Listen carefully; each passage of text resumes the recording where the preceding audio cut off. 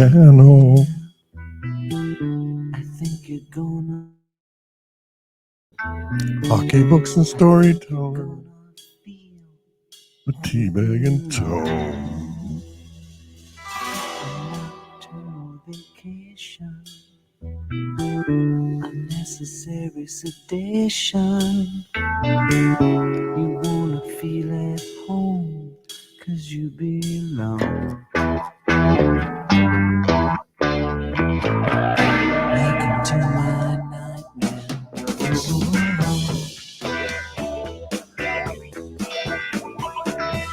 Welcome to my breakdown. I hope I didn't scare you.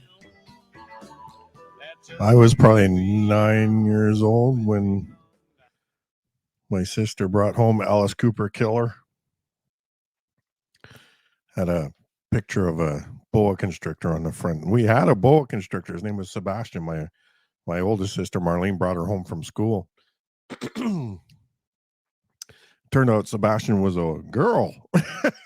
We didn't know. There's no way to tell. You can't just open their legs and see what sex they are. We had to take it to a vet one time, and the vet said, "Yeah, you know Sebastian's a girl." No, we didn't know that. Welcome to Thursday, hockey books and storytellers. It is movie review day. Thursday, June 29th. Canada Day coming up. Get your Canada swag on. Canada's best country in the world by far. Except for all the others. No, I didn't mean it. I didn't mean it. Don't send me hate mail. So, Canada, best country in the world by far. No doubt about it. If only we could get a good government. This being a non-political channel, I won't expand on that. But we are sports fans, so we're going to honor this man. Where did he go? His name is Domingo German. Oh. Last night, against the Oakland A's, this man threw a perfect game. 27 batters up, 27 batters out. So it doesn't happen very often in the world of Major League Baseball. So we're going to honor him today. He is a part of history. And Mr. German, well done. Even though I hate the Yankees, today I am a fan. So one day only. Don't push it. So congratulations, Mr. German. Now, having said that, I'll segue into my baseball throwing story. You got to remember when I was younger, you wouldn't know it to look at me now, but I was a pretty good athlete back in the day, and I thought I could excel at every sport I tried. And so, Peony, one year they have a radar gun set up. You can throw a baseball and see how fast you can throw it. So I go, yeah, okay. I got a good arm. I'm going to try this. So there are two guys in front of me. First guy goes, he gets 3 balls. Throws the first one 67 miles an hour, next one 66, next one 68. So 68 is his best. So I'm thinking, yeah, I got this. And so the next guy in front of me goes up and he does a little bit better. He's in 75 to 77 range. So I'm thinking, oh man, you guys are wimps. It's like you never played baseball before.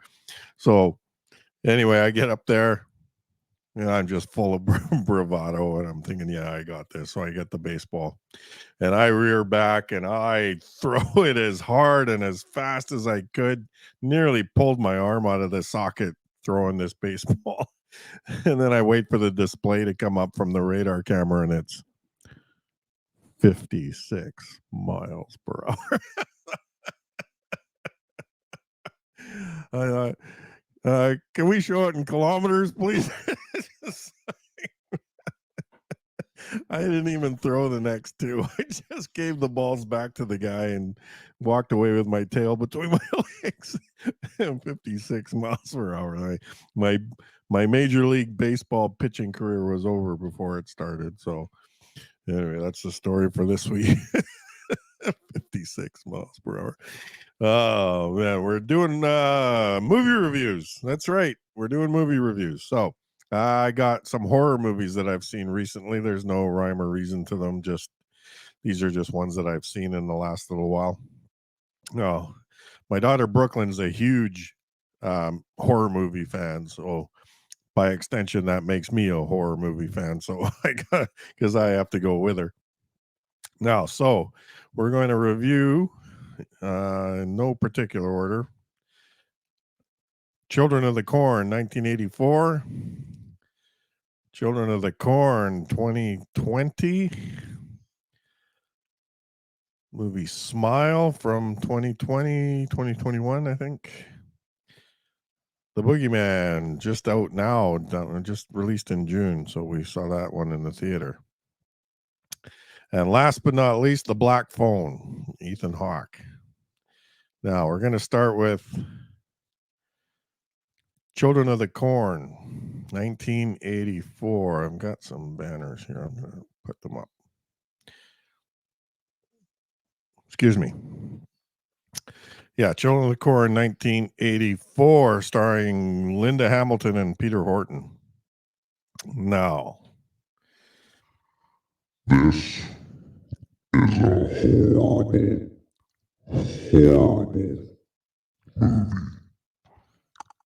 Do not waste your time.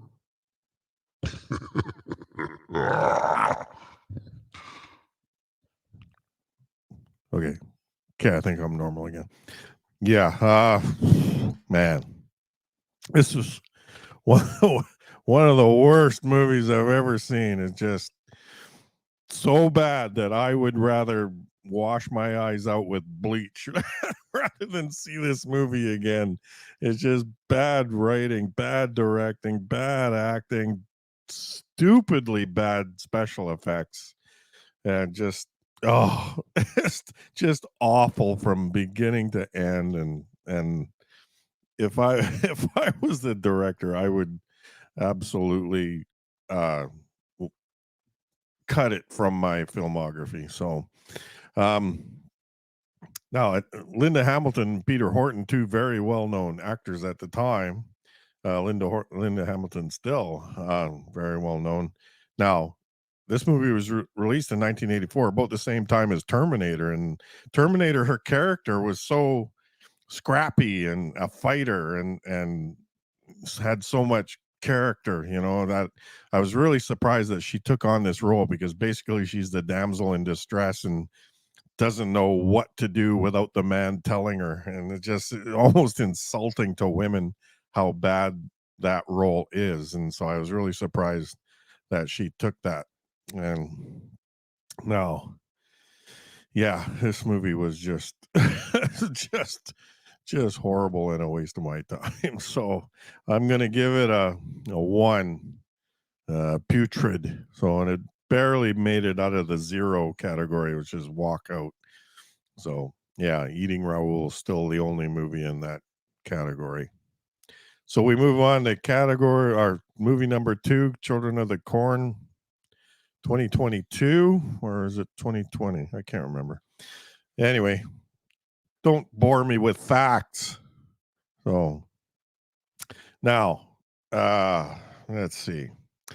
Now, the first movie, 1984 movie, it's based on a Stephen King story, so it stayed very close to the original story. It just was horribly done. So now, in 2022, they revamped it. They rewrote the story. It totally goes away, changes everything, and basically the only thing that's the same is the corn. And still, so the production value is much better. The cinematography is really good, and yeah, just much better quality of a movie, but it's still terrible. It's still terrible, like so bad. Like, just please for the love of God, do not try again. This story just does not translate well to film. So if anybody's thinking about try for the the third time's the charm. Forget it. It's not gonna work. Now, the tall kid at the back, uh, that actor's name is Jaden McGinley. Now, Jaden McGinley is to acting what Albert Einstein is to acting. It's just terrible. Every time he opened his mouth, I wanted to gouge his eyes out and tell him, "Shut up! You're driving me nuts." It's like, I'm gonna, Jaden, if you're listening, if you're watching this video, I'm very sorry. I'll blame it on the director, but yeah, but it was just a horrible, horrible performance. Now, the two main actors at the front of the line there, the taller blonde girl and the shorter brunette. The tall girl is Elena Kampouris, and the smaller girl is Kate Moyer. Uh, the blonde girl, Elena, she's not so bad. Her performance was credible, I would say. Still had its cringy moments, but Kate Moyer, she was the saving grace of this movie. She's very, very good, and she captured the young child with the old soul. And she did it pretty well. I was pretty impressed with her, but still, overall, the movie was just terrible. So I give it a terrible. It can't climb out of that. Just don't waste your time. So next we're gonna do the Boogeyman.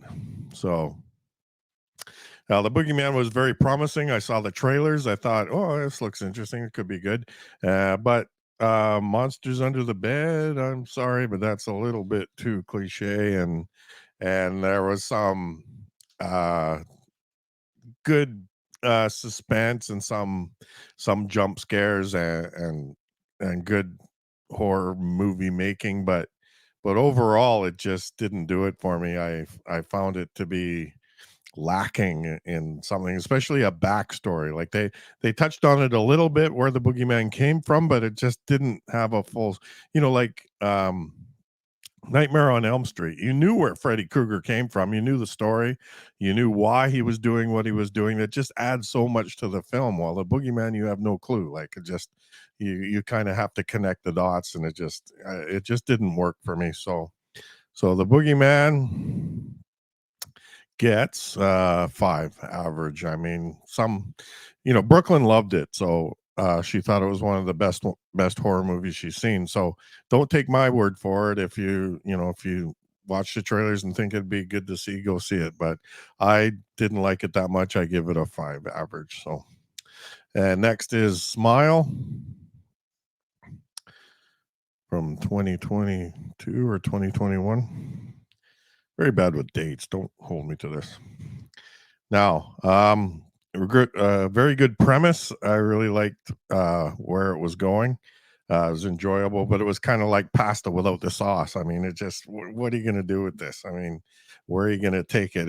And it kind of fails at the end. So I didn't like how it proceeded. The first half of the movie is very suspenseful, very good, but then the second half it just kind of loses its way, and the ending is just kind of they seem to have gotten a little lazy on the ending, and it fails just like I did in algebra. Again, not enough of a backstory, but still, I give this one I don't have a banner for it, so I gave it a 4, which is on the Jerry scale. Hang on. 4, wait for video. So, if you find it on Netflix and stuff, yeah, sure, probably worth a couple hours of your time, but don't pay anything to see it. It's just not that good. So now next is The Black Phone. Ethan Hawke.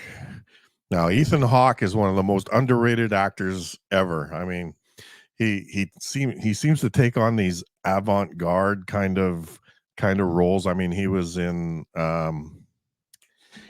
what's the name of that movie?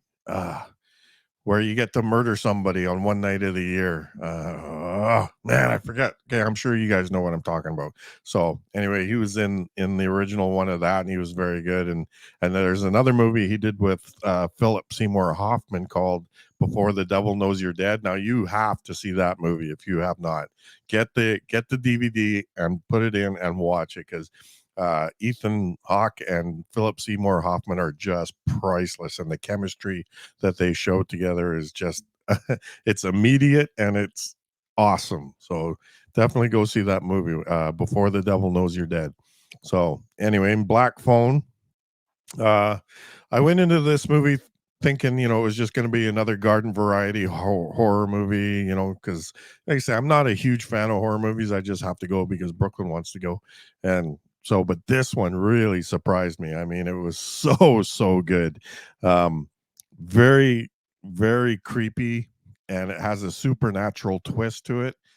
Ethan Hawke plays a child murderer, and I won't get any further into the plot than that.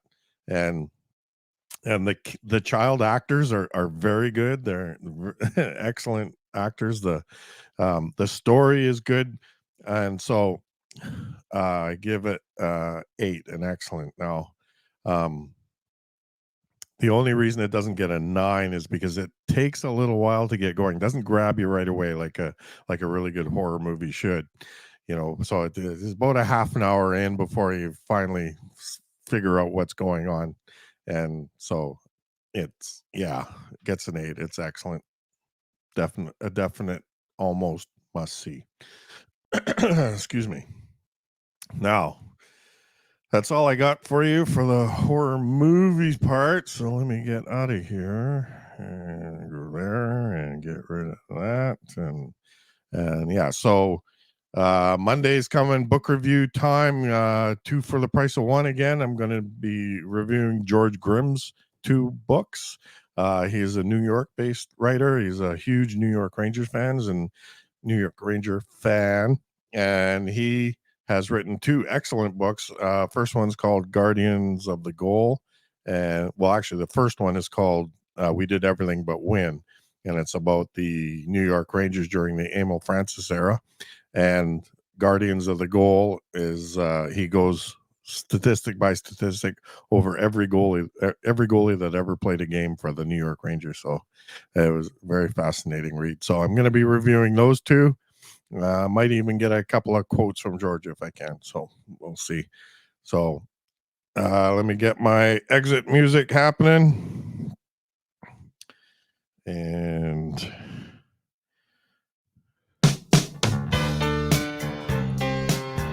in honor of Horror Movie Thursday, Warren Zevon, Werewolves of London. I saw Warren Zevon. It's been 20 years since we lost him. And he was on the David Letterman show right after he got his terminal diagnosis.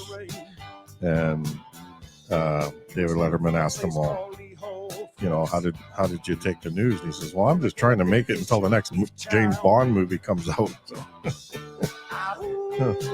I hope when my time comes, I face it with as much humor.